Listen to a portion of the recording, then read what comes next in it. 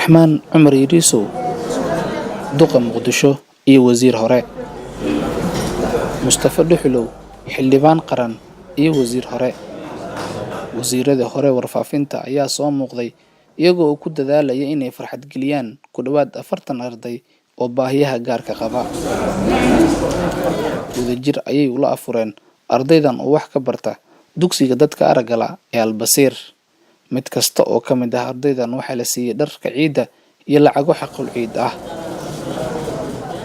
ardaydan oo badankood caruur ah waxa sidoo kale hoy u ah xarunta iskuulka Albasiir oo ay muddo badan ku nool yihiin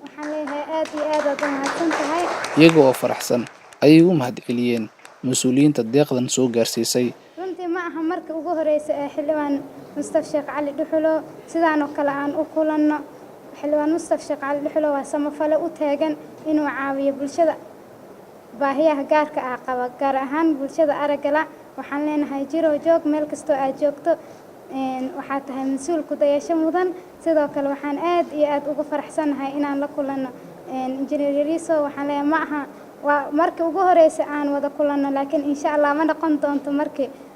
ugu dambeysay haduu Ilaahay ka raali noqdo aad iyo aad u mahadsantihiin dhamaantiin xildhibaan Mustafa Dhuxulow oo muddo badan ka qayb qaadanaya daryeelida dadka aragala ayaa ugu baaqay madaxda dawladda in laga warhayo dadka Soomaaliyeed ee baahiyaha gaarka qaba markaad runtii aad xiriir toos ah leedahay dadka baahida gaarka qaba waxaad ogaanaysaa imtixaanka Ilaahay iyo Ilaahay nicmooyinka siiyay iyo imtixaanka dadka oo gelina Ilaahay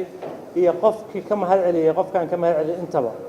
dadka baahida gaarka qaba waxa ay qabaan ma aha kaliya duruufo lacageed ama dhaqaale waxa loo baahan yahay xataa baarlamaanka iyo dhinaca sharci dejinta in laga caawiyo sababtoo ah imtixaanaadka iskuulka marka la galayo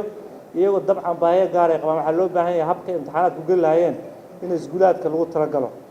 gudoomiyaha gobolka Banaadir ahna duqa magaalada Muqdisho Cabdiraxmaan Cumar Yariisow ayaa u ballan qaaday ardayda Soomaaliyeed ee baahiyaha gaarka qaba in dawladda hoose ee xamar ay ka heli doonaan daryeel iyo ka warqabid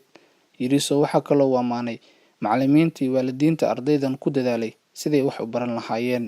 waxaana sidoo kale ballan qaadi doonaa wax halaale wixii baahiyo ah ee dheeri ah ee jirana in maamulka gobolka Banaadir uu diyaar u yahay idin la garab taagan yahay xildhibaan Mustafa Sheekh Cali Dhuxulow waxa uu bilaabayna waa mid ku dayasho mudan oo bulshada inta kale ee aan la gaarin la gaaro